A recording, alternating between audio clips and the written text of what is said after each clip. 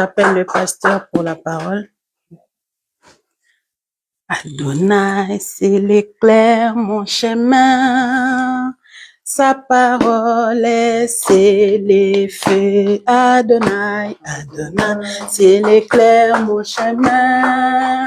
Sa parole est, c'est les feux. Sa parole, sa parole, sa parole, sa parole est, c'est les feux. Alléluia, sa parole, sa parole, sa parole est, c'est les feux.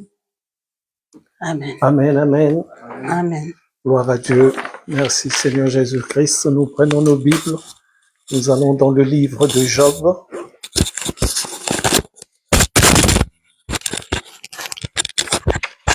Nous prenons nos Bibles. Nous allons dans le livre de Job. Job au chapitre 42. Job au chapitre 42 et le verset 5.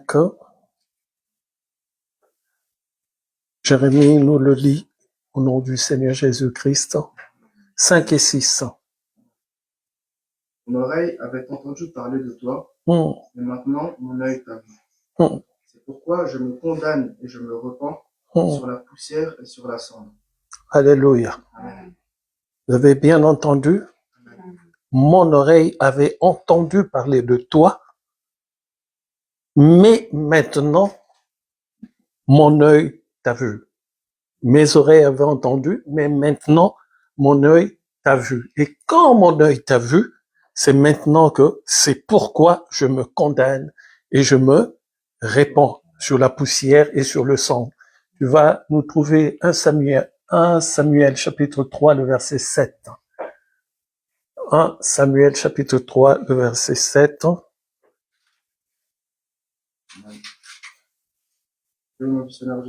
Amen. Samuel ne connaissait pas encore l'Éternel, et la parole de l'Éternel ne lui avait pas encore été révélée. Amen. Gloire à Dieu. Nous applaudissons la parole de Dieu et nous nous asseyons. Merci Seigneur Jésus-Christ. Alléluia. Tout le monde, je vois que tout le monde va bien. On s'est pas vu à l'église depuis 2 semaines, je crois. Ah ouais, parce que, ah non, nous on s'est vu dimanche passé. Amen. Le message d'aujourd'hui, je l'intitule « La lumière des dieux ». Ce n'est pas ce que nous avons vu vendredi. J'ai commencé un message vendredi, mais je pense que ce message, je le ferai que le vendredi. Je peux le faire aussi le dimanche, mais c'est comme j'ai dit vendredi, c'est c'est une étude biblique qui va aller très loin. Amen. Et pour ceux qui étaient là vendredi, j'ai dit, comment dirais-je, il faut être vraiment très attentif. Faut pas oublier ce que j'ai dit vendredi, car j'attaquerai une autre partie le vendredi d'après. Amen. Tout d'abord, nous allons passer le 31 décembre. On va faire ensemble avec l'église Rodessa. Amen.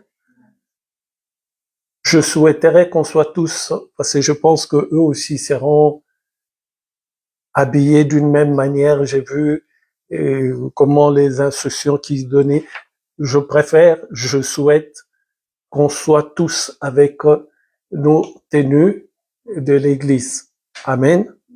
Le pasteur y compris, puisque je ne prêche pas. Du moins. Amen. Donc, on soit tous dans les tenues qu'on a mis la dernière fois, que vous avez mis la dernière fois. Même s'il fait froid, vous mettrez des manteaux.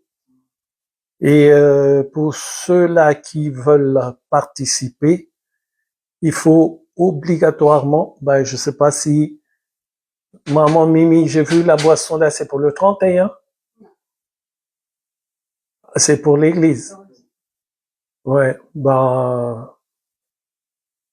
je sais pas, j'ai entendu le bout de votre conversation, c'était la boisson, je pense, non? Oui. Donc, on va prendre, on va faire avec tout celui qui veut participer, le bienvenu, mais obligatoirement, ce n'est pas le jour, comment de la veillée, parce que nous, on est des champions de retard, donc on va pas aller là-bas avec des trucs où on doit attendre que ça arrive. Je dois tout déposer, je déposerai tout le lundi. Donc, maximum,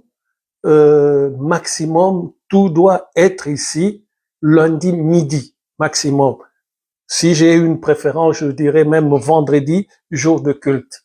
Amen. Donc, nous allons faire avec eux, nous avons pensé, eux aussi, ils sont heureux parce qu'ils sont pas nombreux, donc pour eux, ce sera une grande chose, mais nous ne pouvons pas aller fêter avec eux. Les mains vides, cela va de soi et cela est contraire à toute bonne convenance. Donc, nous aussi, nous allons rapporter, j'ai déjà fait une commande de traiteur. Hier, nous avons passé la commande de traiteur. Donc, boissons et tout ce que les mamans pourront faire, c'est le bienvenu un peu ici, un peu là-bas. Tout ça, ça fera une bonne chose. Amen. Et nous pourrons passer ensemble avec eux un bon réveillon. En fait, le réveillon, c'est quoi? Samuel, si on te dit le réveillon du 31, c'est pourquoi? Tu as la chance d'être venu en retard. Tu allais être surpris. Tu allais travailler aujourd'hui. Mais quand je regarde tes cheveux, donc j'allais te mettre un bouton. Mais logiquement, c'était à toi de travailler. Ta mère t'a sauvé. Et quand elle est arrivée en premier, je dis, waouh, mais Samuel est sauvé. Quand je dis Samuel, je pense aussi à quelqu'un d'autre qui a aussi arrivé en retard, qui est sauvé aussi. Non, vraiment, si j'étais à votre place, j'achèterais une bouteille de jus à maman Mimi avant de rentrer chez vous aujourd'hui, parce qu'il y en a 2 qui étaient sur la liste. Et vous pouvez dire, maman Mimi, merci. Amen, amen. Qu'est-ce que je disais encore? Oui. Samuel, tu as failli te sauver. C'est quoi le réveillon? Pour toi, c'est quoi? En fait, explique-moi le réveillon selon le monde d'abord. Et après, si tu as une idée spirituelle, tu diras. Selon le monde, c'est quoi? Le monde, c'est la veille dans l'événement. Voilà. Et pourquoi il fête cet événement? Parfois, c'est pour Noël. Pas parfois. Je parle du 31.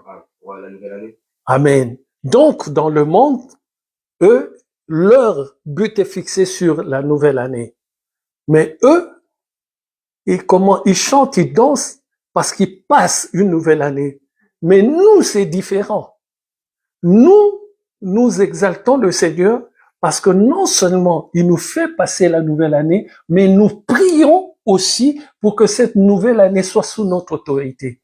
Tu ne peux pas rentrer en 2025 si tu l'as pas préparé. Il faut jamais prendre les choses de Dieu à la légère. C'est pour ça que j'ai dit, parce qu'on sera pas là. Ah voilà, j'allais oublier. Ce dimanche, on sera pas là. Vous suivrez sur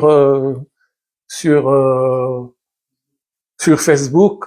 À l'heure du culte, nous serons en Belgique pour une action de grâce.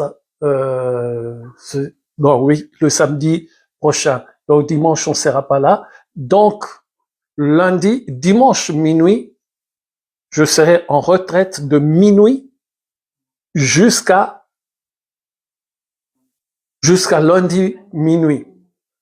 Non-stop. Une retraite, je dis bien non-stop, c'est-à-dire je ne dors même pas. Pourquoi? Parce que c'est les instructions que j'ai reçues. Donc je serai non-stop. Celui qui vient, qui veut venir prier avec moi, il vient. La porte est ouverte. Amen. Mais ce sera non-stop de minuit dimanche, donc le temps qu'on arrive sur Paris, parce qu'on reviendra dimanche, le temps qu'on arrive sur Paris le soir, et à minuit, je démarre jusqu'à c'est lundi minuit, c'est dimanche. Bon, bref, vous avez compris. Donc, de dimanche 00 1 à lundi 001. Si je puis ainsi m'expliquer comme ça, vous comprenez. On ne peut pas dire que 2025 est une nouvelle année si tu n'es pas préparé. 2025 ne peut pas être une nouvelle année si tu le prends à la légère. Parce que tous les problèmes que tu as en 2024, si tu les retrouves en 2025, c'est pas une nouvelle année. Par contre, si tu les laisses en 2024, que tu as d'autres perspectives pour 2025, là, je dis, c'est une nouvelle année. On voit bien que Missa a fêté son anniversaire. Vous avez vu comment elle a chanté? J'ai failli lui dire même, baisse un peu parce que l'autre, tu vas réveiller l'autre qui dort en bas, là. Amen. Vous n'avez pas vu? Là, elle explose ses 18 ans. C'est bien de faire la fête, hein, ça lui a ouvert quand même quelque chose. Là, je pense qu'elle chantera plus bas, mais là, doucement à cause du Amen. Mais 2025, par la grâce de Dieu, obligatoirement, nous serons dans un autre endroit. Obligatoirement. Notre but, c'est 2025 dans un autre endroit où tout le monde peut exploser, faire ce qu'il veut pour la gloire de Dieu. Si tu veux ou te rouler par terre pendant la louange, roule-toi par terre. Fais comme David qui se roulait par terre, tout ça. C'est Dieu autorise tout si c'est pour sa gloire. Et ça, c'est 2025. Amen. Donc, je disais, on rentre dimanche et je suis en prière de dimanche à minuit jusqu'à lundi à minuit. Voilà, vous avez compris. Donc, la nuit de dimanche jusqu'à la nuit de la fin de dimanche à lundi. Oh, bref, c'est trop compliqué ça. Mais ça sera 24 heures. Amen. De prière. J'aimerais bien emmerder Samuel. J'aimerais bien que tu viennes. Je dis ça comme ça. Si tu es capable de ne pas dormir, ça serait bien. Je le vois bien tituber en ronflant, mais ça fait du bien, t'inquiète pas. Ça fait du bien. Et tu verras, tu sais, les instructions, c'est bon. Je n'en dis pas plus. Amen. Et nous allons passer, vraiment, nous allons bénir l'Éternel. Parce que nous sommes plus dans le stade de quémander, non. Nous sommes arrivés au stade où nous ordonnons. Mais pour ordonner, et c'est le but des enseignements que j'ai commencé vendredi, comment est-ce que tu es capable d'ordonner? Tout le monde dit, oh, tu dois ordonner, mais tu ne peux pas ordonner parce que tu le veux. Il y a des conditions. Il faut que tu sois dans une situation telle que tu peux ordonner. Tu ne peux pas ordonner parce que tu te dis enfant des dieux. Et nous verrons dans ces enseignements, même ceux qui se disent enfants des dieux échouent. Pourquoi? Ils sont pas dans les conditions requises par Dieu. Très important. Et mon message d'aujourd'hui, je l'intitule La lumière de Dieu. Dieu m'a enseigné sur quelque chose de très important. Il nous dit, Job dit, mon oreille avait entendu. C'est que si mon oreille avait entendu, on ne dit pas mon oreille avait écouté. Car la foi vient d'eux et ce qu'on entend vient d'eux. Donc, on lui a parlé de la parole de Dieu et il avait la foi. Il a entendu. Mais il dit maintenant, mon œil t'a vu. C'est qu'il y a une différence entre entendre et voir. Donc, ça commence par entendre. Comme toi et moi ici, nous entendons. Mais est-ce que nous sommes arrivés à la deuxième étape qui est de voir Dieu? Si tu restes dans la première étape, aïe, aïe, aïe, je crois que tu n'es pas au bout de tes peines. Est-ce que quelqu'un est avec moi?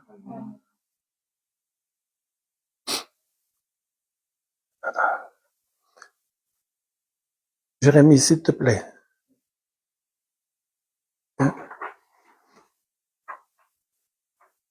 Tu rappelles ce numéro-ci, s'il dit c'est le livreur, tu lui dis ascenseur de droite, tout ça. Ouais. D'accord. S'il te plaît. Parce que j'attends quelque chose. Ils ont mal foutu les trucs dimanche, mais bon, qu'est-ce que tu veux? Alléluia. Mon oreille avait entendu, ça m'a fait bouger. C'est bon? Dans 20 minutes, ça marche. Ouais. Oh, bon, ouais, comme ça, si je vois encore le message, je te redonne. J'espère que maman sera déjà là, sinon, j'ai fait la place, ils n'ont qu'à le monter là. Alléluia. Ça m'a beaucoup frappé. Je suis resté vraiment quelques instants indécis. Mon oreille avait entendu, c'est que la parole de Dieu m'a été enseignée, j'ai accepté. Mais il dit une phrase qui est frappante. Il dit après, au verset 6, c'est pourquoi je me condamne et je me réponds. Donc, tant que tu n'as pas encore vu Dieu de tes yeux, il y a un problème. Mais tu l'as entendu, tu y es à l'église. Mais le Job dont on nous parle, c'est cet homme de qui Dieu dit à Satan, tu as vu mon serviteur Job. C'est quelqu'un que Dieu présente. Il ne commet pas de péché, il n'en a point commis. C'est un homme bon et juste. Mais cet homme bon et juste dit, mon oreille seulement avait entendu. Donc j'ai la foi sur tous les enseignements que le pasteur a donnés. Mais Dieu pose la question, mais non, pasteur, il dit, demande à tes enfants s'ils m'ont vu. J'étais pas hors de moi, mais je me suis mis là-dedans, je dis, Seigneur, je veux comprendre. Et il me dit, va voir l'histoire de Samuel.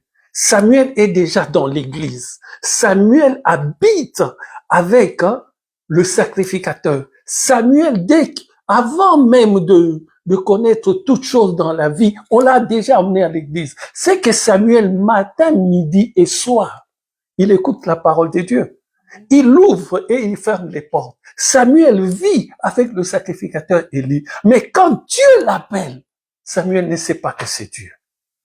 Parce que la parole de Dieu nous a dit, Samuel ne connaissait pas encore l'Éternel et la parole de l'Éternel ne lui avait pas encore été révélée. Mais il est où?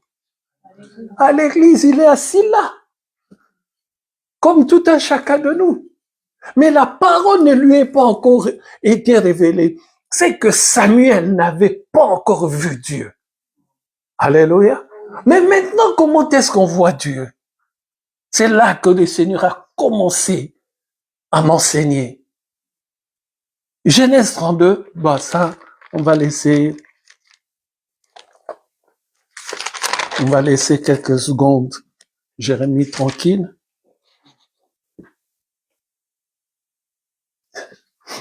J'ai vu beaucoup de jeunes dans votre fête.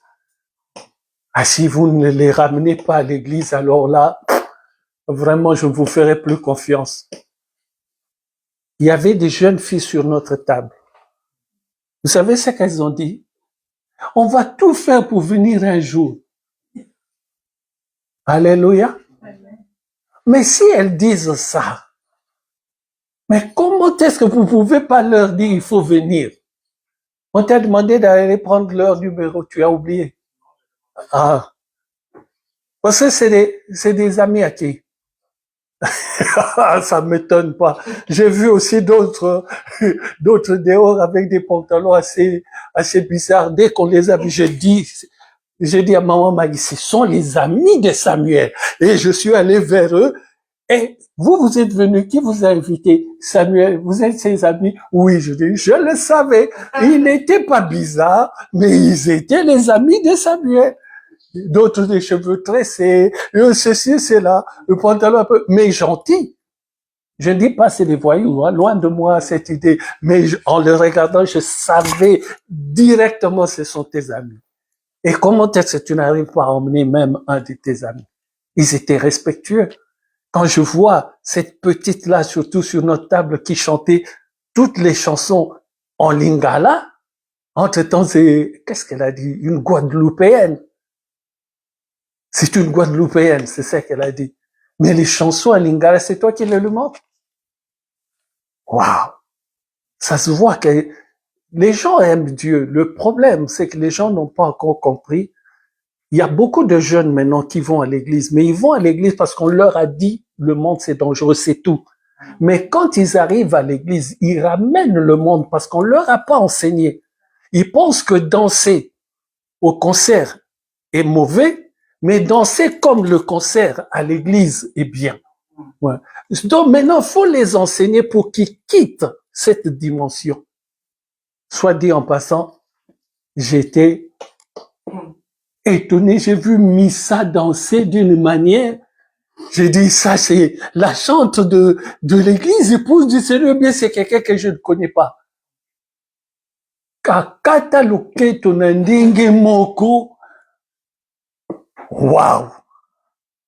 Mais j'ai vu que tout le monde était gentil. La seule petite chose que j'aurais aimé que tu fasses, ça c'est moi, que tu aurais dû chanter pour l'Éternel pour commencer ta soirée et rendre grâce à Dieu.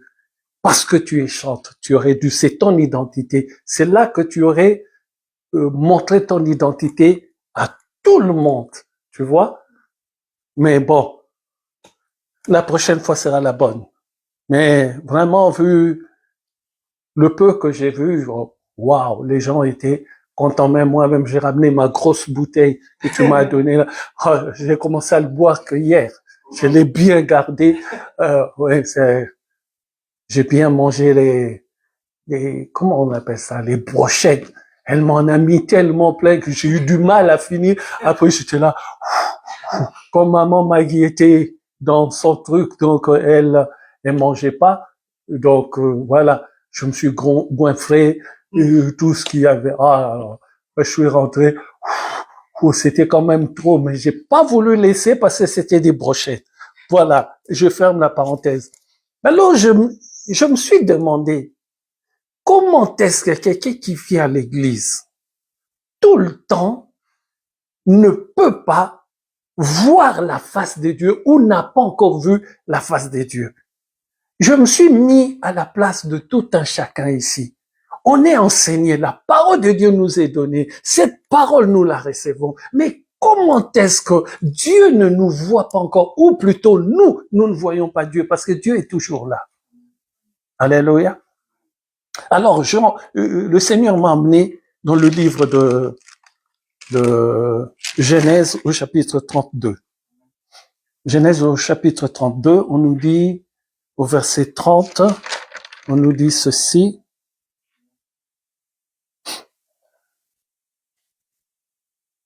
On nous dit, Jacob appela ce lieu du nom de Péniel. Péniel, ça veut dire quoi? Face, je suis en face de Dieu. Face de Dieu. Donc, se mettre, donc là, à Péniel, il dit, il est face à face avec Dieu. Péniel, c'est être en face de Dieu. Alléluia. J'étais au verset 30, hein.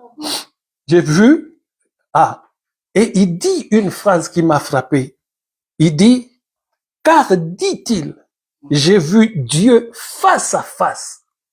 La suite, c'est quoi? Mon âme a été sauvée. Et mon âme a été sauvée. Ce qui veut dire, tant que tu n'as pas vu Dieu face à face, tu n'es pas encore sauvé. C'est grave, hein? Et c'est poignant. Samuel, est-ce que tu comprends ce que je dis?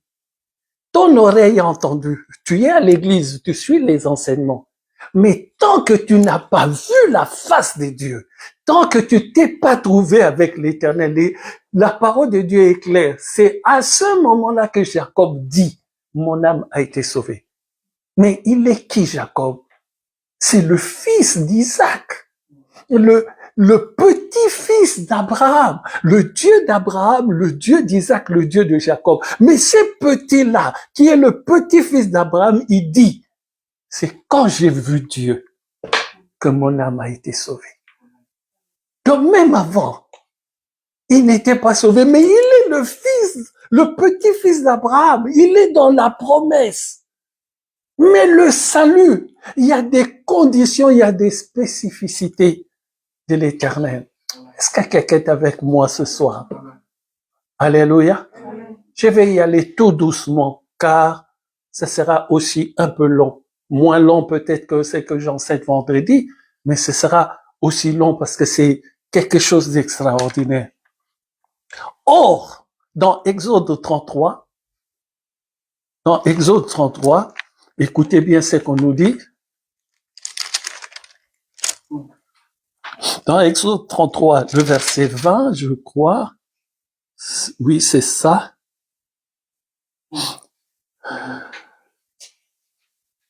L'Éternel dit, tu ne pourras pas voir ma face car l'homme ne peut me voir et vivre. Et là, ça a compliqué encore ma réflexion, ou plutôt ce à quoi je pensais, parce qu'il a vu sa face et son âme a été sauvée. Mais Dieu dit encore, personne ne peut voir ma face et vivre. Ce qui veut dire, il y a quelque chose que Dieu t'oblige à faire avant de voir sa face. Tant que tu ne fais pas cette chose-là, quand tu verras le Seigneur, tu mourras. Mais pour que tu ne meures pas et que ton âme soit sauvée, il faut que tu le voies. Mais pour que tu le voies, il faut que tu fasses quelque chose. Sinon, il n'aurait pas dit, personne ne peut voir ma face et vivre. Est-ce que quelqu'un me comprend? Alléluia. C'est extraordinaire. Alors, j'ai continué ma réflexion. Je me suis dit, Seigneur, qu'est-ce que tu veux me faire voir? Ensuite, il m'emmène à Exode. Je reviens à Genèse 31. Genèse 31, le verset 36 à 42. Genèse 31, le verset 36 à 42. Qu'est-ce que la parole de Dieu nous dit? Jacob s'irrita et querella Laban. Ah, voilà.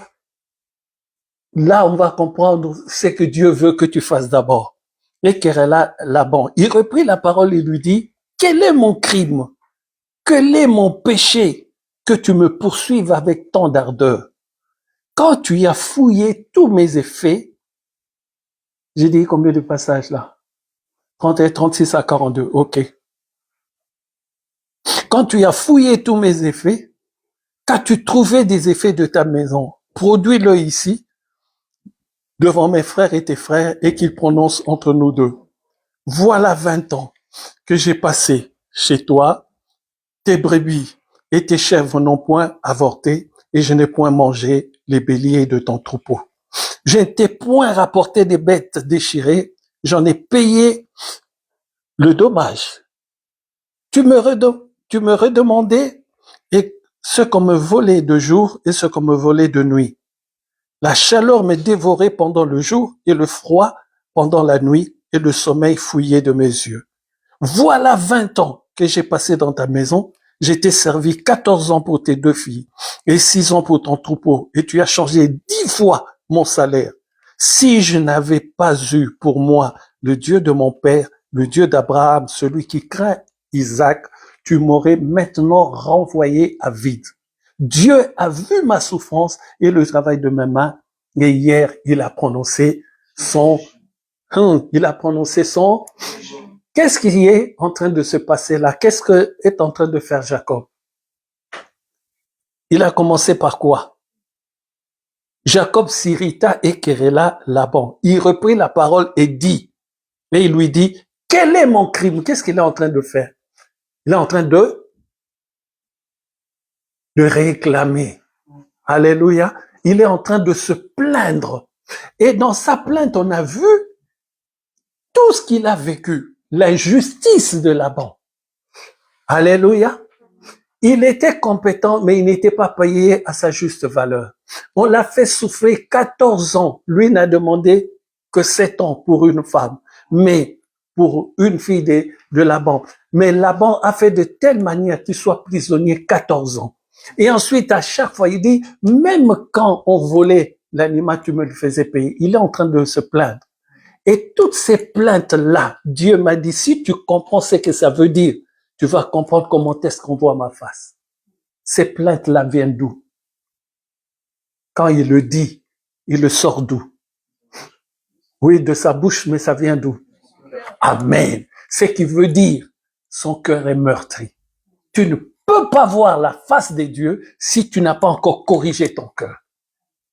Est-ce que quelqu'un est avec moi? Vraiment, suivez-moi attentivement. Personne ne peut voir Dieu et vivre. C'est Dieu qui le dit. Mais il dit, j'ai vu la face de Dieu et mon âme était sauvée. C'est que son âme était pleine de mauvaises choses. La colère, le ressentiment, à cause des injustices, à cause de ce qu'on l'a fait épouser 2 femmes. Il n'en avait pas envie. Tout cela, il est, comment on dit ça? Il est devenu Jacob grognon. Si, je sais pas si vous lisez les histoires des chauves grognons. C'est pas de, vous lisez pas ça? Ah, c'est des très belles histoires. Et il est devenu Jacob grognon. Alléluia. Donc, s'il est devenu Jacob grognon, c'est que son cœur, son âme, il avait quelque chose dans son âme. Tu ne peux jamais voir Dieu si ton âme est meurtrie. Pourquoi? Parce que l'âme, c'est toi. Or, toi, tu ne peux pas voir Dieu si toi, tu n'es pas correct. Donc, la première chose que veut Dieu, d'abord, que tu regardes ton âme. La personne qui a des rancœurs, la personne qui a un poids. Mimiane, ça va? Amen. Mimiane, souviens-toi.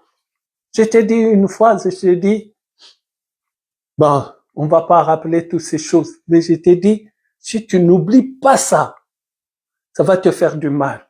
C'est ça l'âme. Tu vois, une injustice, tu l'as ressenti comme injustice et ça t'a pesé, ça t'a énervé, ça, tu as gardé la rancœur. Alléluia. Aujourd'hui, j'en parle juste comme ça. Mais je suis sûr que ça t'a fait du bien et que tu en es débarrassé. Je l'espère par la grâce de Dieu. Tu vois, ça t'a pesé. C'est ça qu'on appelle rancœur. Et quand tu es là, tu as perdu comment je peux dire ça, la joie. Tu es devenu colérique. Tu es venu, on ne voyait plus ton sourire. Et tu étais assise sur ta chaise. Tu voulais pas t'impliquer. Tu voulais plus t'impliquer. Pourquoi? Parce que ton âme était meurtrie. Ton âme te rappelait, ce qu'ils ont fait là, c'est pas bon. Je ne suis pas content. C'est ça l'âme. Or, pour voir la face de Dieu, il faut dépasser tout ça.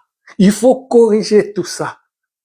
Est-ce que quelqu'un me comprend? J'ai dit ton exemple juste pour que, surtout toi, qui est petit, que tu comprennes, parce que il y a des mots, peut-être que le saisir, c'est difficile. Alléluia. Mais c'est un exemple que je prends qui est juste parce que je me souviens bien de tes paroles et ça, c'est un problème de l'âme. Et l'âme commençait à grossir ce problème de telle manière que ton intelligence ne pouvait plus agir. L'âme l'obstruait. Est-ce que je parle à quelqu'un? Mais je bénis l'Éternel parce que ton sourire est revenu. Et ça, Satan, tu sais pourquoi il fait ça? Pour te détourner de ta voie. Lui aussi est un esprit. Dès qu'il voit ta lumière commence à gonfler, être puissant, il va chercher quelque chose, il va inventer un truc, il va faire de telle manière que tu perds de la sérénité. Ah, Jesus. Ça, ce sera un autre point que je garde pour une autre fois. Tout juste pour vous dire ceci. Vous savez ce que veut dire shalom? Voilà, que Dieu soit avec toi.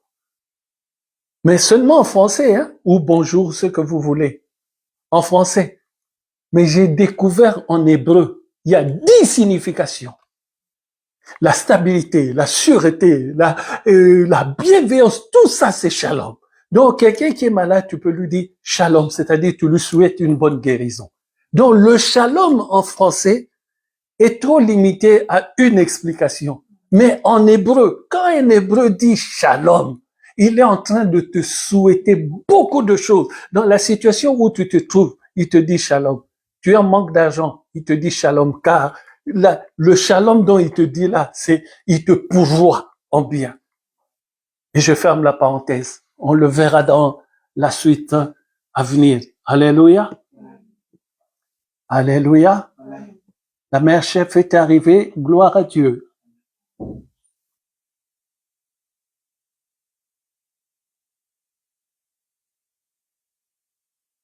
Maintenant, Exode 34.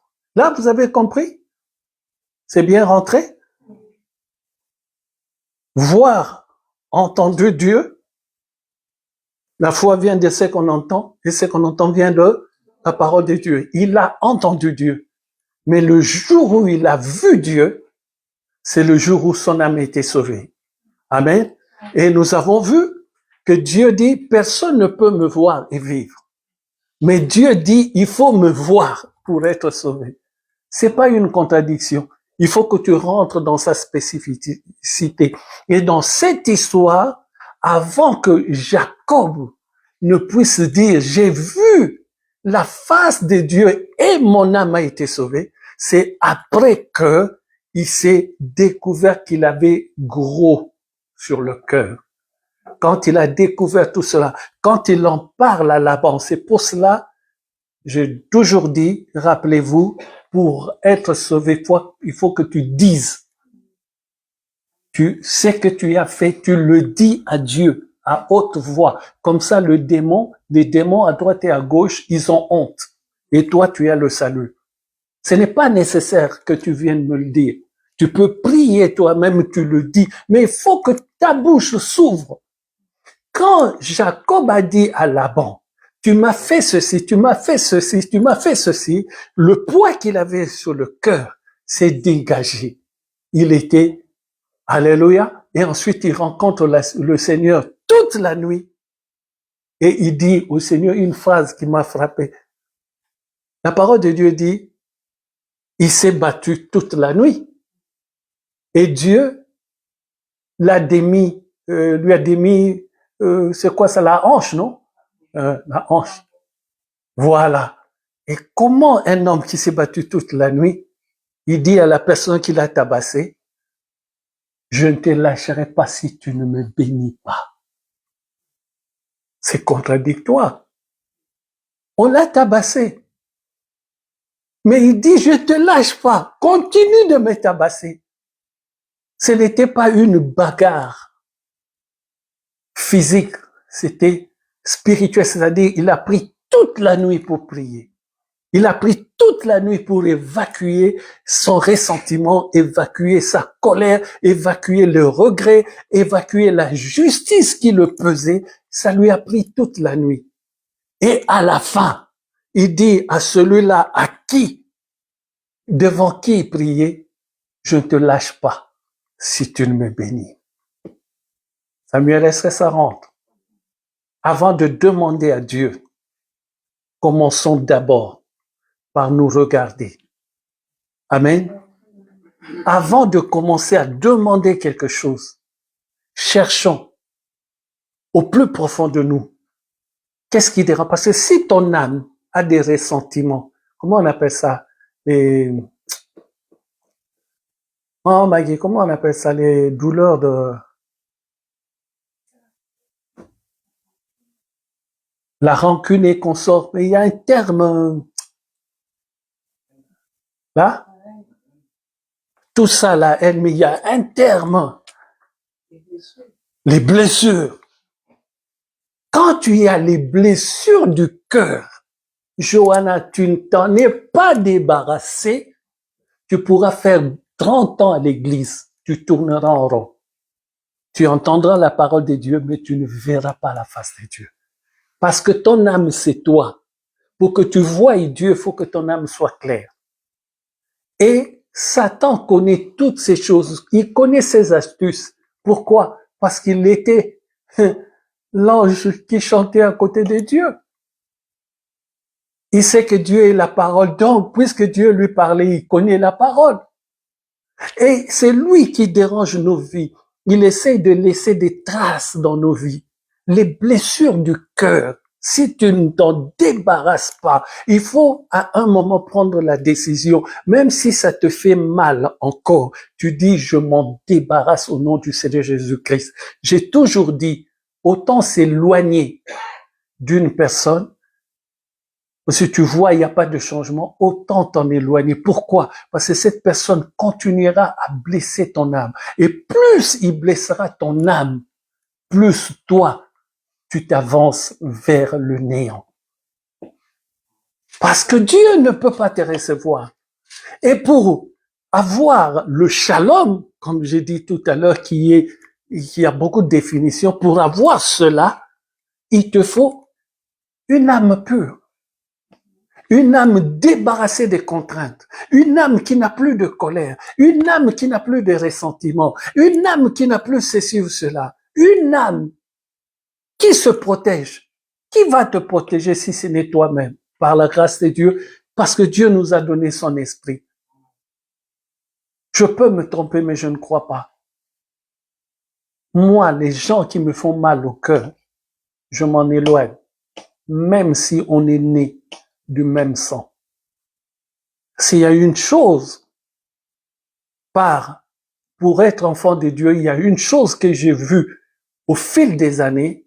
Si tu restes à côté d'une personne qui...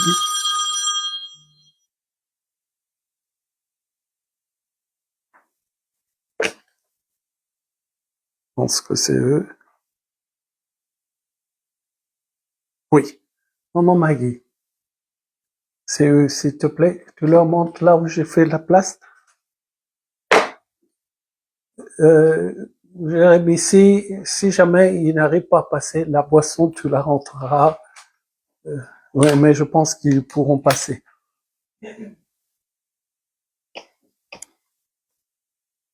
Ouais, bon. Ouais, voilà.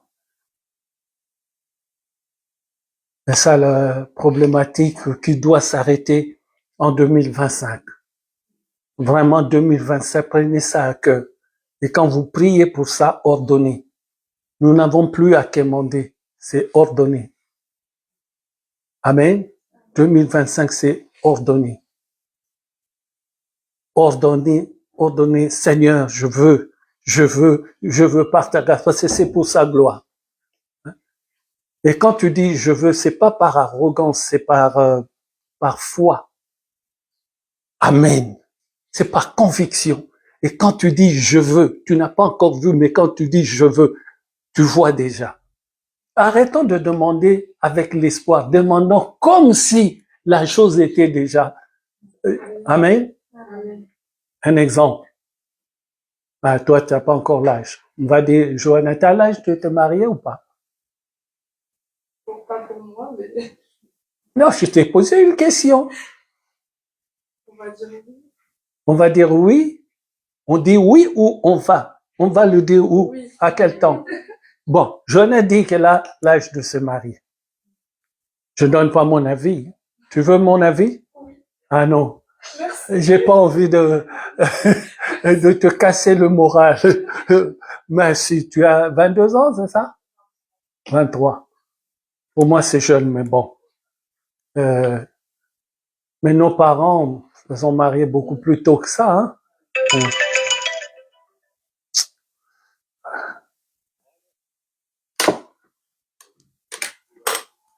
Quittez pas. Dis-lui, ascenseur de droite au 3e étage.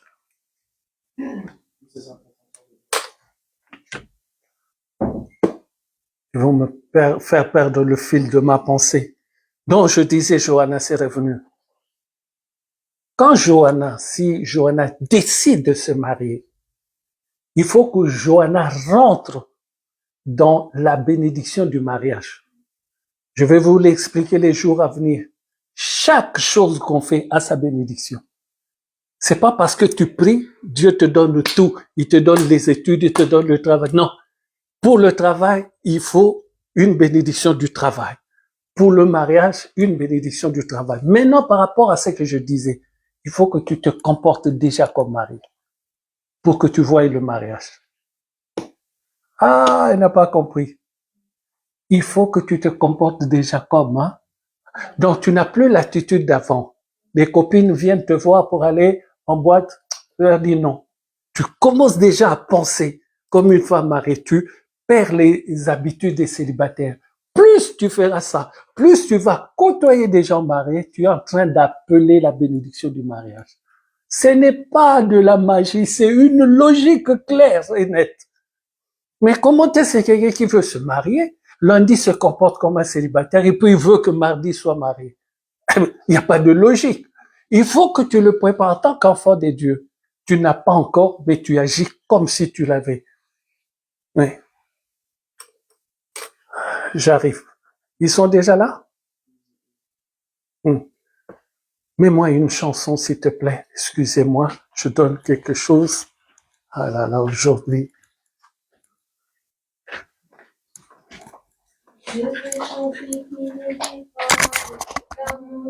L'hiver. Non. Ah. Ah oui.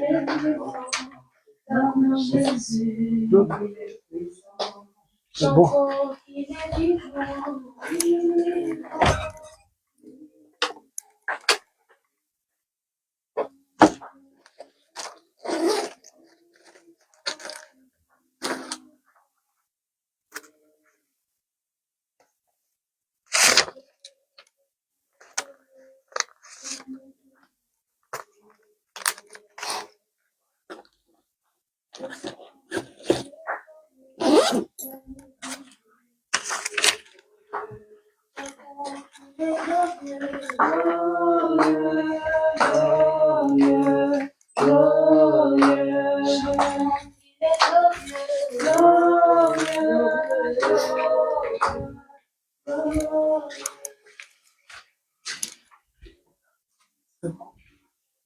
C'est pas grave. Là. Hein? Ouais, mais c'est pas grave. Dieu est au contrôle. Chantons qu'il est présent, présent, présent. Chantons qu'il est présent, présent, présent. Amen. C'est un nom que Dieu nous pardonne et que Dieu soit glorifié. Ce qui est bien, c'est que Dieu est au contrôle de tout. Ils ont dit qu'ils pouvaient livrer que dimanche, pas qu'ils livrent dimanche. Dieu est au contrôle de tout. Merci Seigneur Jésus. Gloire et louange à toi. Donc je disais, j'étais où encore? Ah, c'était toi. Puisque tu as dit que tu voulais te marier. Donc, fréquente beaucoup plus les gens mariés et regarde comment ça se passe. Amen. Et comporte-toi en quelqu'un de déjà marié. Donc, élimine tout ce qui est de la vie des célibataires. Élimine. Fais comme si tu étais déjà marié. Moi, j'ai vu des gens, je connais des gens qui achetaient, quand ils étaient célibataires, ils achetaient déjà des trucs pour leur maison. Ouais. Mais ça leur a amené le mariage. Tout est question d'une vision. Alléluia. Tout est question de vision. Ma vision maintenant, c'est d'avoir un grand pavillon où il y aura tout même la place pour l'église. Mais je l'aurai, c'est dans ma tête, mais j'achète déjà des choses, d'autres qui sont gardées dans la cape pour cette future maison. Parce que c'est comme ça que je l'aurai. Parce que ma vision est déjà en place. Tu vois même ceux qui sont en train d'installer. Logiquement, c'était pour là-bas, mais on va le mettre là. Bref, je ferme la parenthèse. Alléluia, ça c'était pour quelqu'un qui voulait se marier. Je lui ai dit ce qu'il fallait faire. Donc si demain, il est chaud dans son mariage, ce n'est pas moi, oh. Moi j'ai tout dit. Amen. Amen. Donc je disais l'âme meurtrie de Jacob, les blessures de Jacob. C'est très important. Et avec ces blessures, il est demeuré seul. En demeurant seul, il s'éloigne de tout ce qui est en dehors de Dieu, il se concentre en Dieu. Maintenant, il se concentre à Dieu. Là, je reviens encore dans l'histoire de en se concentrant à Dieu, il arrive ce que Dieu attend de toi. Vous savez pourquoi Abraham a été changé à Abraham? Vous savez pourquoi Saraï a été changé à Sarah? Pourquoi Jacob, dont nous parlons, a été changé, il s'appelait Jacob, a été changé en Israël? Vous savez pourquoi Saul de Tarse a été changé à Paul? C'est ça le secret. Dieu m'a dit, si tu n'arrives pas à ça, en changeant, en ayant combattu toute la nuit, c'est-à-dire prié toute la nuit, le matin, Dieu change son nom. C'est-à-dire, Jacob meurt et c'est la naissance d'Israël. Tant que Johanna ne mourra pas, je ne te parle pas de mourir quand on terre. Je te parle de changement de personnalité. Je te parle de la nouvelle création. C'est pour cela, remarquez que Dieu change les noms des personnes. C'est pas pour le plaisir, c'est pour te dire, cette personne-là est morte. Oh, pour voir la face de Dieu, tu dois mourir. Personne ne peut voir ma face et vivre. Donc, quand Jacob voit la face de Dieu, il meurt et la nouvelle naissance, c'est Israël. Maintenant, Israël a vu la face de Dieu, mais son âme est sauvée, il est Israël. Mais le Jacob qui était meurtri, le Jacob qui était un usurpateur, Jacob qui était un voleur selon le monde, soi-disant il a volé, mais c'était le plan de Dieu. Alléluia. Il a volé le droit d'aînesse d'Ésaü, mais c'était le plan de Dieu. Mais le changement s'est fait. Est-ce que je parle à quelqu'un? Donc, le Samuel que je vois là, s'il ne meurt pas, s'il ne renaît pas à un autre Samuel selon l'Éternel, il peut être Samuel, c'est un nom biblique, mais il est Samuel charnel. Tant qu'il ne devient pas Samuel spirituel, pour qu'il devienne spirituel, il faut que le Samuel charnel meure. Tant qu'il n'est pas mort, tu ne peux pas vivre avec le Seigneur. Il faut que ton ancienne ossature, ton ancien, comment dirais-je, ton homme d'avant doit mourir. C'est pour cela, Saul de Tarse meurt et est élevé l'apôtre Paul. C'est pour cela, Abraham meurt et est élevé Abraham. C'est pour cela, Saraï meurt et est élevé et Sarah. Est-ce que ça rentre? Et ça, c'est après que tu te sois rendu compte de ce que tu as, ce qui te fait mal, ce qui est en défaut en toi. Moi, c'est surtout Samuel. Ça y est? C'était rapide. Gloire à Dieu. Merci beaucoup. Que Dieu soit béni. Merci de m'avoir aidé. Que Dieu de Tout-Puissant se souvienne de vous. Amen. Moi, pour les deux, je répète quand même, parce que ils se sont déplacés pour rendre service au pasteur. Donc, le pasteur leur doit ça. Alléluia. Je disais donc, personne ne peut voir la face de Dieu et vivre. C'est ça que Dieu dit.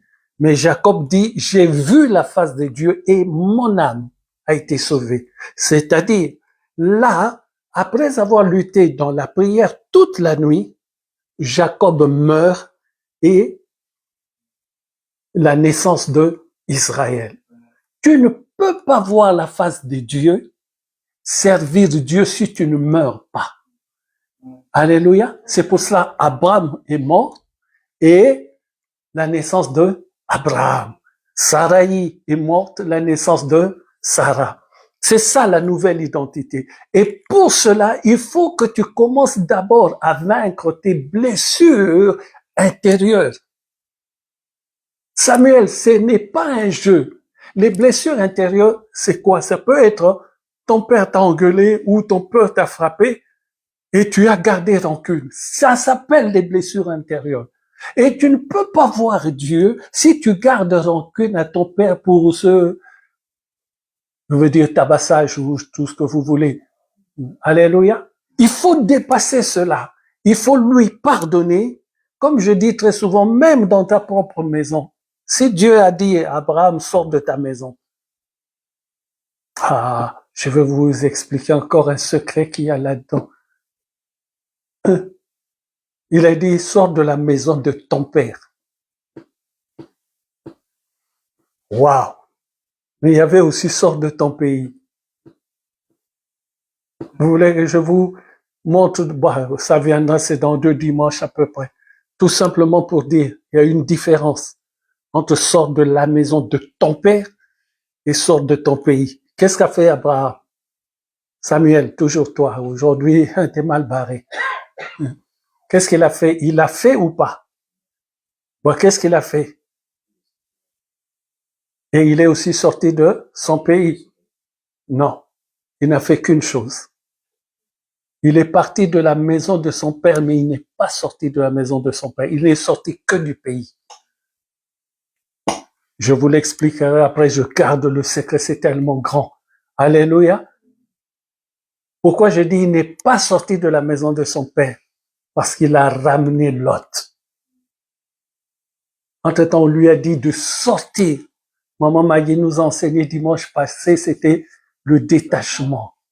Ah, vraiment, que Dieu bénisse sa servante. C'était, waouh, j'ai vu l'apôtre rester là, regardez maman Mamie, dit, on dirait, j'ai même pas envie que tu partes, l'heure est arrivée, mais que tu continues de nous enseigner. J'ai dit, waouh, ça nous a fait du bien, gloire à Dieu. Le détachement, il faut que tu sois coupé. Mais il s'est pas coupé. Il a emmené la maison de son père. Vous savez pourquoi je dis ça? La parole de Dieu dit ensuite, après qu'il se soit séparé de Lot, Dieu lui parla. Donc, quand il est parti avec Lot, Dieu ne lui parlait plus. Pourquoi? Parce qu'il avait désobéi à l'ordre de sortir de la maison de son père. Je ferme la parenthèse, c'est dans 2 dimanches à peu près. Alléluia. Est-ce que quelqu'un est avec moi? Est-ce que tout le monde m'entend bien? Vos oreilles sont bien ouvertes. Je voudrais ne pas aller trop loin et garder le reste pour ce sera même pas le dimanche après, donc, ça sera pas le dimanche d'après. Genèse 32, ce que je viens de dire, je vais juste le lire pour le confirmer. 32 au verset 28, on nous dit, il dit encore, ton nom ne sera plus Jacob, mais tu seras appelé Israël, car tu as lutté avec Dieu et avec des hommes, et tu as été vainqueur. La question, j'ai déjà donné la réponse, mais Samuel va me la rappeler. Ah, il est mal barré aujourd'hui, parce que je le vois dès que je lève la tête, c'est lui que je vois. Il s'est battu, il était judoka. Moi, je dis judoka parce que c'est mon sport, mais bref. Il était boxeur, catcheur. Comment il s'est battu toute la nuit? Est-ce qu'on peut se battre avec Dieu? Mais Dieu dit une phrase extraordinaire. Tu as lutté avec Dieu et avec des hommes et tu as été vainqueur. C'est-à-dire, il a réclamé, même quand Dieu ne voulait pas lui donner, lui, il a insisté. C'est ça, lutter avec Dieu et sortir vainqueur. C'est-à-dire, même, oh Jesus, il a suivi l'exemple d'Abraham. Abraham, quand il demandait quelque chose pour sauver l'autre, il a commencé, s'il y a 5 personnes, Dieu lui répond pour 5 personnes, il revient encore 10 personnes, il revient encore... Mais Dieu savait déjà le nombre de personnes qu'il allait sauver. Il n'a sauvé que Lot, sa femme, ensuite qui a été récupéré par sa propre convoitise par le monde, et ses 2 filles. Donc on va dire que 3 personnes ont été sauvées, mais 4 personnes sont sorties de Lot, de Sodome et Gomorrhe. Mais une sur le chemin a regardé en arrière et elle a été changée en statue. Donc les vivants ne sont restés que 3. Mais Dieu lui a laissé le loisir de demander et de demander, et il a accepté. Si ces gens-là, mais pourquoi seulement Lot et les autres personnes étaient mortes? J'ouvre seulement une parenthèse. Ce n'est pas que Dieu n'a pas entendu la prière d'Abraham, mais les autres, c'était des hybrides. Comment veux-tu que Dieu sauve les hybrides? L'autre était un pécheur, mais c'était un homme normal dans la création. Les autres n'étaient pas des gens normaux. Quand Dieu dit, comment dirais-je, je vais éliminer de la surface de la terre, mais il n'élimine pas les gens normaux, il élimine les hybrides. Les gens nés entre les hommes et les esprits impurs. Vous croyez que Dieu est un fou et qu'il fasse tomber la pluie sur la terre pour éliminer le monde? Mais la terre était remplie des gens méchants. Quels gens méchants? Les hybrides. Je peux vous dire une chose, je vais vous choquer. Aujourd'hui, on nous parle. Ils nous ont encore dépassés en nombre. C'est pour ça qu'on voit des choses impossibles sur la terre. Impossibles. Parce que les hybrides, moi je les appelle hybrides. C'est-à-dire les mélangés. Ils sont tellement nombreux. Est-ce que quelqu'un est avec moi? C'est là que je veux m'arrêter aujourd'hui. Je garde l'autre partie pour la fois prochaine. Alléluia. Pas ce dimanche comme je dis. Peut-être que je le ferai, pour que ce soit pas trop long, je le ferai même vendredi. Je l'enseignerai même vendredi si Dieu le permet. Alléluia. Mais il y a des enseignements, je vous assure, je passe mon temps à mettre en place. Vraiment, c'est quand Dieu dit dans les derniers temps, il augmentera la sagesse. J'ai dit, oh Dieu, c'est la vérité. Parce que ce sont des choses que je lis depuis des années. Mais maintenant, quand je le lis, on dirait qu'on, comment dirais-je, on dirait qu'avant j'étais aveugle. Je le vois directement. Pourquoi? Parce que le temps est arrivé. Alléluia. Et ce sont des choses que nous devons connaître. Un enfant de Dieu qui ne sait pas. Parce que nous, en lisant la parole de Dieu, nous croyons tous que parce que j'ai entendu, j'ai accepté, c'est tout. Ce n'est pas tout. Il faut que je voie. Amen, amen. Tant que je n'ai pas vu. Aujourd'hui, c'est Samuel. Tant que je n'ai pas vu. Samuel, il faut que tu voies. Alléluia. Je suis sûr aujourd'hui, tu vas dire à tes sœurs, ah, le pasteur m'a emmerdé aujourd'hui, toujours moi. Parce que tu ne sais pas ce que je vois. Et tant que je disais à un enfant en Allemagne, je lui ai dit, j'ai été vu 2 fois. La première fois, j'ai vu que tu avais du respect. La deuxième fois, j'ai vu que tu as été très gentil. Le respect et la gentillesse, c'est 2 choses qui font partie de ce que Dieu a mis en moi pour évoluer dans le ministère. 2 des choses, pas seulement les 2. Il y a l'humilité, il y a se concentrer, comment dirais-je, se mettre au pied des hommes de Dieu. Ça, c'est un cadeau que Dieu m'a fait. Tous les grands hommes de Dieu que j'ai rencontrés, je les appelle grands parce que ce n'est pas n'importe qui. Vous pouvez aller sur Internet, vous mettez Mamadou Karambiri, vous voyez qui est cet homme. Mais c'est à cause de l'empressement que Dieu a mis en moi. Et comment je me comporte devant eux, quand je viens les voir avec toute simplicité, que ces hommes-là m'ont béni. Vous pouvez demander à vos parents qui est Monsieur Tamboulouko, qui c'est un grand patriarche du Congo. Cet homme m'a béni au pied de l'avion. Il monte dans l'avion à Zaventem pour aller au Congo. Je le connais pas, mais j'ai tellement cherché à le voir. il m'a béni, il a prié pour moi. On ne s'est jamais vu. Est-ce que je parle à quelqu'un? Cette disponibilité, c'est ça que je disais à cette jeune fille. Tu as deux choses qui sont en moi, plus d'autres choses, mais les deux, quand je les vois, ça m'attire.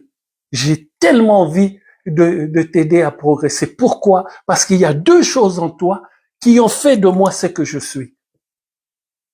Est-ce que quelqu'un m'entend bien? C'est pour cela, quand un homme de Dieu s'intéresse à toi, il faut que tu aies d'abord en mémoire ceci. S'il s'intéresse à moi, c'est qu'il a vu quelque chose. Si tu ne te poses pas cette question, tu vas aller en conjecture. Tu vas aller à droite et à gauche. Il n'est pas à droite et à gauche. Il est dans ton salut. Est-ce que je parle à quelqu'un? Si un homme de Dieu t'aime bien, c'est qu'il a vu quelque chose en toi et il veut te pousser à ce que cette chose explose. Mais si tu es réfractaire toi-même, il va se fatiguer. Le jour où il va se fatiguer, c'est un défaut en moi, mais quand je me fatigue pour me remettre en selle, il faut que tu manges bien. Amen. Profitons du temps. J'ai profité. Papa Talingano, vous connaissez ou vous regardez sur Internet.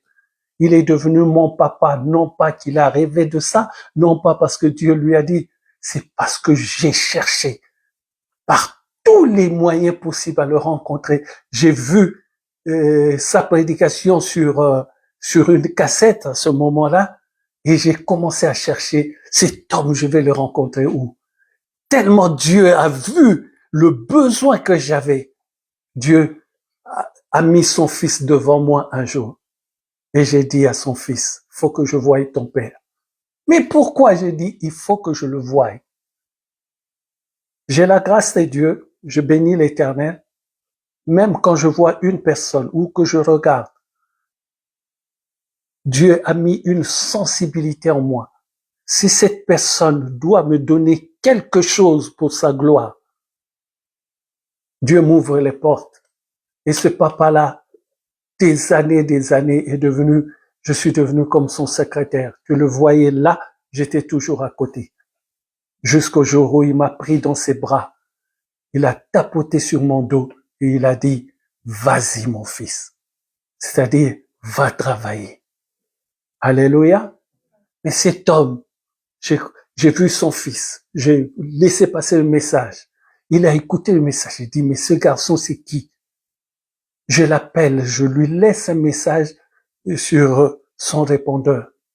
Il était en voyage. Il revient, il écoute son répondeur. Il dit, mais c'est qui ce jeune homme qui me laisse un message comme ça? Il a été touché. Et il m'envoie un message.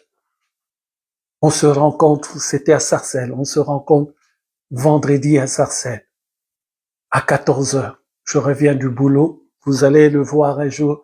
Lui, quand il dit 14 heures, donc, quand il commence à prier, faut savoir, ne jamais faire, le jour où il viendra prêcher ici, le jour où je vous dirai, Papa Talingano, viens, ne faites pas de programme après. Parce que lui, quand il commence, on ne sait pas quand il va s'arrêter. Amen. Je l'ai attendu dehors devant la voiture. À 14 heures, il devait finir à 14 heures, mais comme j'ai dit, lui, il est tellement, quand il rentre dans la chose de Dieu, il n'a plus d'heure. Il est sorti de cette maison à 19 heures, entre 19 et 21 heures. Il me connaît pas. Il trouve un jeune homme adossé à sa voiture devant la porte d'entrée. Et moi, je l'appelle parce que j'ai vu sa vidéo. Il me dit, c'est toi avec qui j'avais rendez-vous à 14 heures? Je dis oui.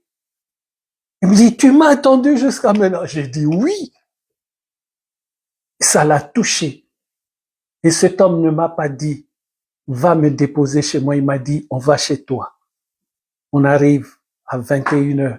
Il commence à prier pour moi, ma maison, me bénir de 21 heures. Il s'est arrêté à 5 heures du matin. C'est pour ça que je vous dis, quand il viendra, mangez bien avant de venir. Il est tellement rempli de la puissance de Dieu. C'est un papa centrafricain. Il est tellement rempli de la puissance. Quand il prie, comme il dit toujours, rentre dans le train. N'attends pas que je te dise, Jérémie, viens prier. Non, lui, c'est jamais ça. Il prie. Mais puisque tu es enfant de Dieu, tu sens une puissance te pénétrer. Tu pries avec lui. Moi aussi, j'ai prié jusqu'à 5 heures du matin. À 5 heures midi, dépose-moi. Il habitait à ce moment-là vers Champs-sur-Marne. Dépose-moi. Je lui dépose. Il me dit, tu viens me chercher à 10 heures. À 10 heures, je viens le chercher. Il va prêcher. Il finit la prédication, va dans une autre église. Il prêche encore 2 prédications le matin, 1 prédication l'après-midi. Donc 3 par jour, par dimanche. Et depuis ces jours-là, on est devenu, comment on dit ça, pantalon et chemise. Je n'ose pas dire vraiment le terme que les Français utilisent. C'est un peu bizarre, je sais pas pourquoi ils disent ça. Vous me regardez, vous connaissez pas? Non, alors ne connaissez pas. C'est tant mieux. Il y a un terme pas très propre. Alléluia.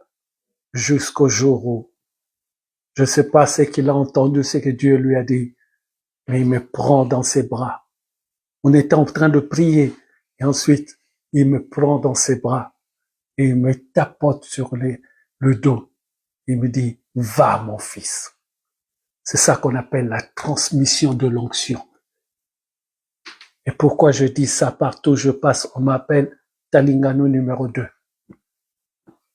Parce que sans faire attention, ce qu'il a mis en moi sort. C'est pour ça que je dis et je répète, pour vous tous, si je ne vois pas même une petite onction, tu peux avoir ton style, mais tu dois avoir quelque chose de moi, sinon comment est-ce que tu peux te faire valoir que tu viens de moi? Il faut quelque chose. Donc, dans le domaine où tu excelles, il faut rester dans ton domaine, mais en regardant ce que possède ton Père spirituel dans ce domaine. Amen. Amen. Un jour, ça a été confirmé.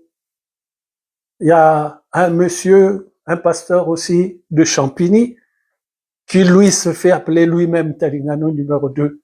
On était dans une cérémonie chez sa belle famille. Et au fil du bavardage, j'ai annoncé une parole de connaissance. Et j'ai commencé à enseigner.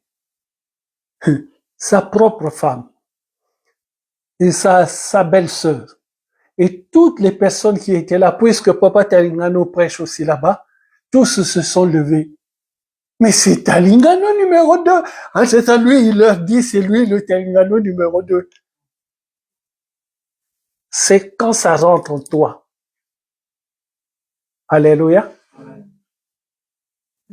Comme je disais à Nancy, quand tout le monde avait la bouche ouverte, quand Maman Maggie prêchait, je leur dis, la femme du lion, c'est une lionne. Elle peut commencer avec son style. Elle, son style, c'est tout doucement au début. Mais quand elle arrive plus loin, on sent qu'elle a quelque chose de son mari. C'est normal. Ça serait anormal si elle n'en avait pas. Alléluia. Je veux voir dans Missa, je veux voir dans Mimiane, je veux voir dans Samuel, je veux voir dans Johanna, je veux voir dans Jérémie quelque chose de moi qui vient de Dieu. C'est légitime. Alléluia. Parce que si Dieu m'a mis devant vous, c'est pour que je puisse vous transmettre quelque chose. Mais vous avez un problème. Je l'ai vu ce matin. Vous n'êtes pas dehors vrai. Amen. Au risque de vous choquer, mais c'est la vérité. Je l'ai vu clairement. Dieu m'a montré clairement que dehors, vous n'êtes pas vrai. Dehors, quand je dis vrai, c'est-à-dire la nature d'un enfant de Dieu de l'Église. À l'Église, vous êtes autrement. Quand vous êtes dans vos activités, vous êtes autrement. Et ce n'est pas bon. Je suis le même à l'Église, je suis le même au travail, je suis le même quand je suis comme maman Maggie avait peur avant notre mariage de mes connaissances, mais c'est des gens avec qui j'ai grandi. Mais elle-même est témoin quand le papa de Gims a dit, lui, il n'est plus notre petit frère, il est devenu notre papa.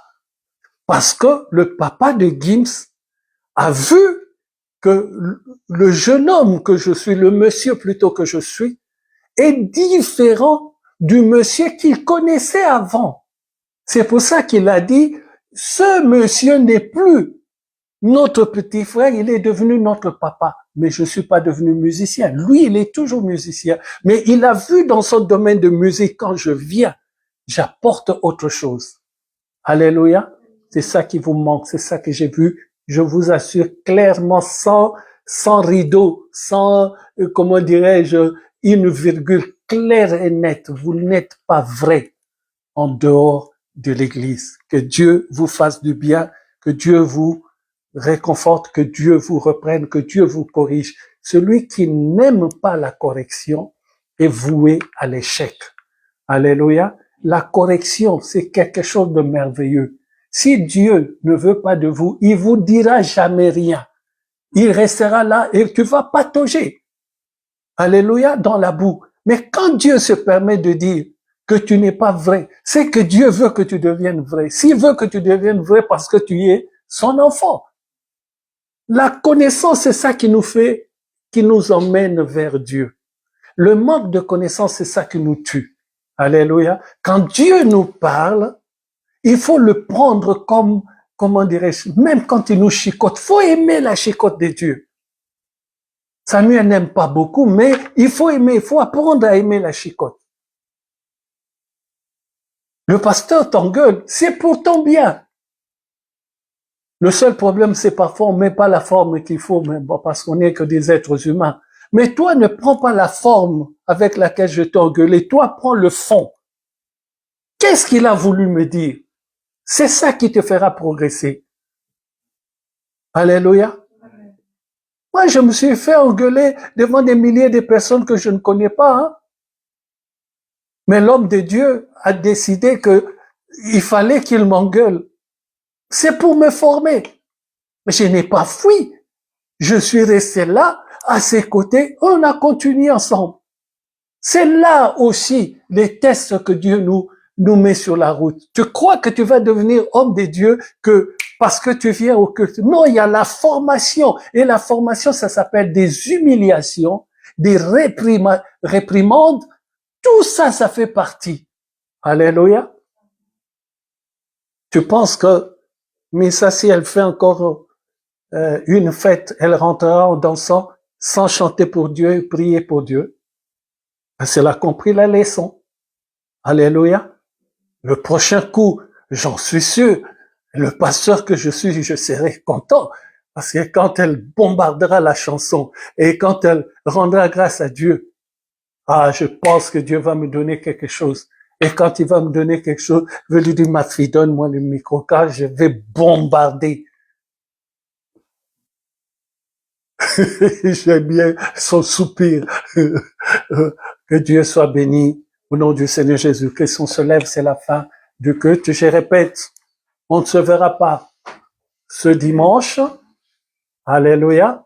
Mais celui qui veut participer ou à quelque chose, tout au plus, je préfère vendredi, puisqu'on partira samedi, vendredi, la personne se présente ici. Alléluia. Ou tout au plus, lundi, midi, parce que l'après-midi, j'irai déposer tout ce qu'il y a à déposer.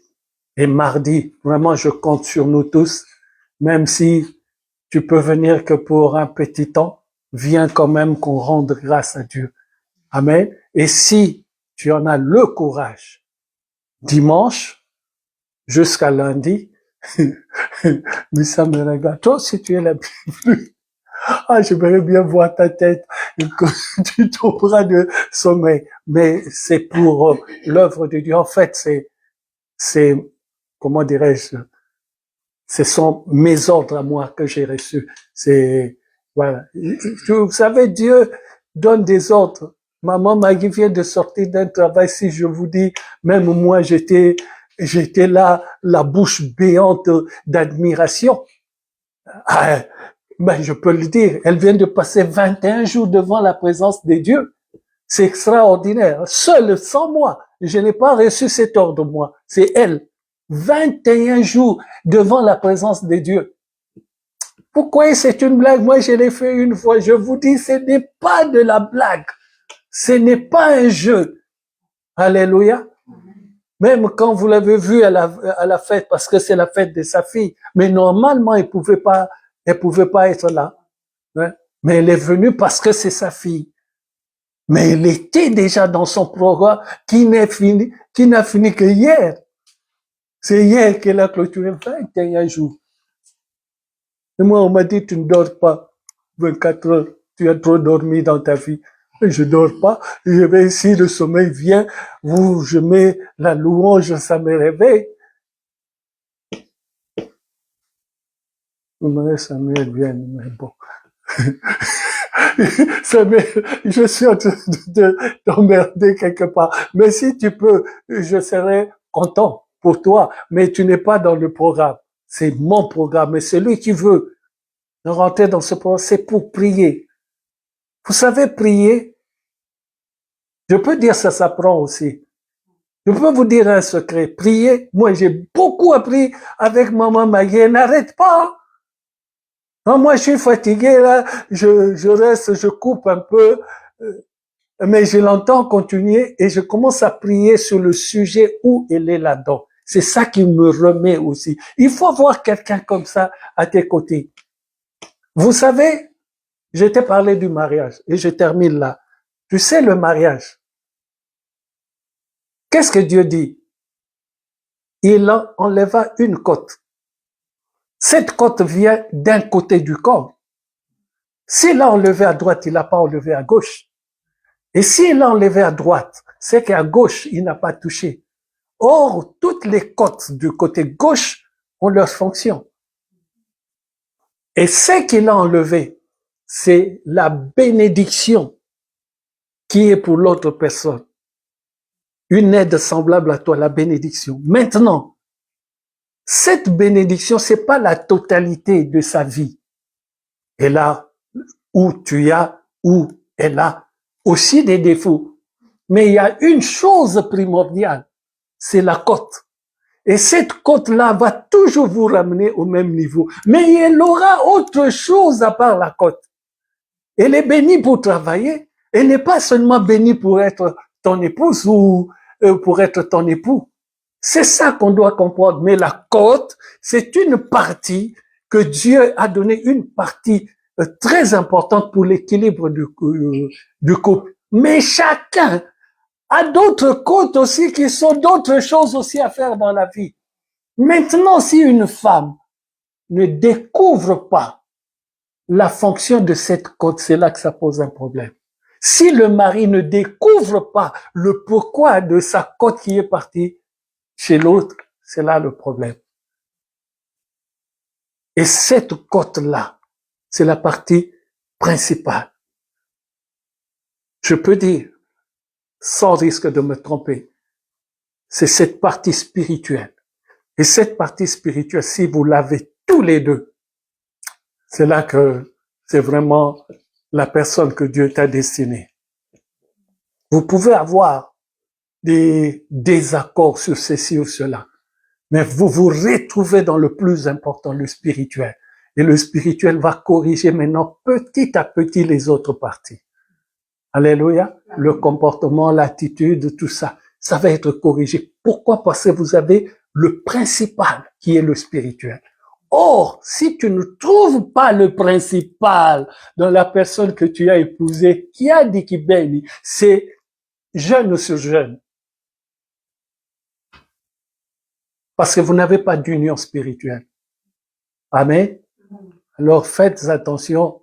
Je dis cela pour ceux-là qui ont exprimé le vœu de mariage. Tu es témoin? Est-ce que j'ai cité le nom d'une personne? Maman Maggie n'était pas là, je vais te raconter après. Il y a des gens ici qui ont fait qui ont dit qu'ils sont en train de vivre déjà le mariage dans leur tête. Moi, j'ai fait que demander un conseil. Maman Mimi est témoin, j'ai des témoins. Maman Mimi, est-ce que moi j'ai dit à quelqu'un, tu dois te marier? C'est la personne elle-même qui a dit, c'est en réflexion, c'est en voie de, virgule, donc ça attend le point. J'espère seulement que tu tomberas sur la côte. C'est si tu tombes sur le côté où il n'y a pas de côte enlevée. Aïe, aïe. Je ne veux pas que vous me donniez du travail. J'ai déjà beaucoup de travail pour comprendre la parole de Dieu, pour vous enseigner. Vos problèmes, comment on dit, marital ou ça va pas au pluriel, non? Bon, on va dire votre problème marital. Je ne suis pas un agent de la sécurité sociale. Je ne suis pas un agent pour rabibocher les gens. Moi, je suis un agent de Dieu pour enseigner la parole. Vous voulez vous marier, mariez-vous. Si ça marche, j'ai béni l'Éternel. Si ça marche pas, amen. Je bénis l'Éternel aussi. Et allez voir vos parents, c'est eux qui ont mangé la dot. Ce n'est pas moi.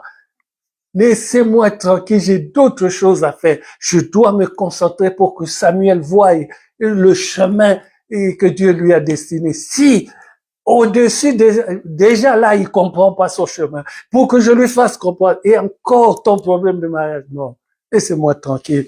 Vous allez me faire vieillir. J'ai écouté Marcelo leur a dit, je ne vous recevrai plus. Il dit, comment est-ce possible? Vous n'avez pas de pitié. J'ai fait 3 cultes. Et ensuite, vous êtes là jusqu'à minuit, je vous reçois. Il dit, mais comprenez-moi, je viens de perdre ma femme, je dois m'occuper du bébé. Donc, je vais perdre ma santé quand je vais mourir. C'est extraordinaire. Et il a changé. Maintenant, il fait plus que 2 cultes.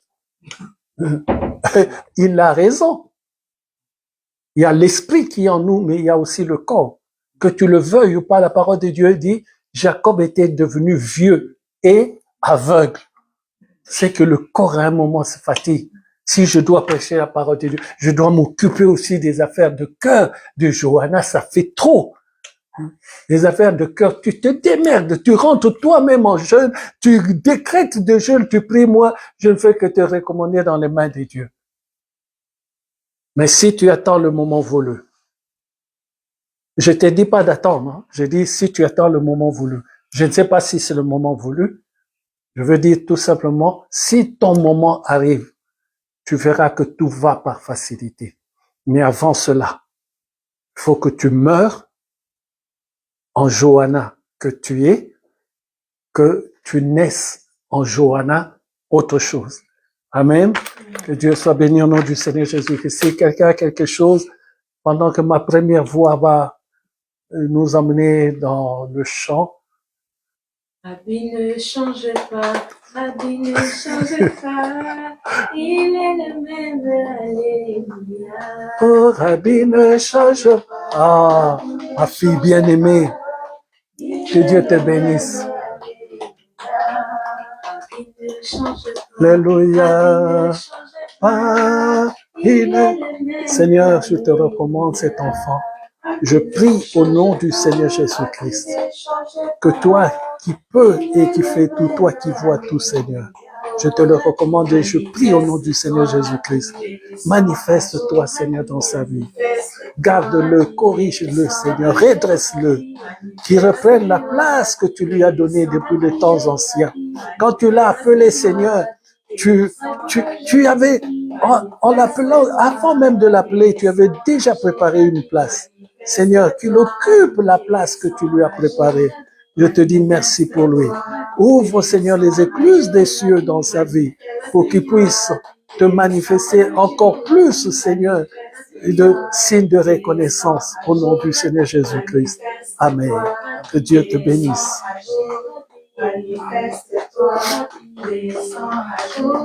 Manifeste-toi, descends, Rabbi. Manifeste-toi. Que Dieu te bénisse. Manifeste-toi, descends, Rabbi. manifeste-toi. Merci Seigneur pour la fidélité de ta servante. Seigneur, tu sais, Seigneur, le fond de ma prière. Seigneur, souviens-toi d'elle, Père. Tout ce qu'elle fait pour toi, Seigneur, souviens-toi depuis, Père. Oh Seigneur Jésus-Christ, qu'elle nettoyait les toilettes, Seigneur, au 7 rue Quentin à Aubervilliers. Jusqu'à ce jour, Seigneur, sa fidélité. Père, elle respecte ta parole. Elle te sert en tant qu'ancien de l'Église dans ta maison. Souviens-toi d'elle, Père. Et bénis son cœur, son âme, Seigneur. Donne-lui la joie. Je te la recommande, Père, car je sais que la solution de sa vie ne vient que de toi. Et ce n'est que par toi, Seigneur, qu'elle aura le sourire qu'il faut. Elle a déjà, Seigneur, mais je voudrais voir le sourire éblouissant. Oh Seigneur, pour la gloire de ton Saint-Nom, au nom du Seigneur Jésus-Christ. Amen. Que Dieu te bénisse. Manifeste-toi, descends rapide. Manifeste-toi, que Dieu te bénisse. Manifeste-toi, descends rapide. Manifeste-toi, descends rapide. Manifeste-toi, descends rapide. Manifeste-toi, descends, agis. Nous applaudissons le roi des rois. Que Dieu soit béni au nom du Seigneur Jésus-Christ. Comme on se verra pas, on se verra que, ah non, on se voit vendredi. Même au téléphone, on se voit. On se voit vendredi, mais on se verra pas mardi, parce qu'il y aura pas culte à 19h. On se retrouve, c'est le 31. Attends, cette semaine, c'est le 25.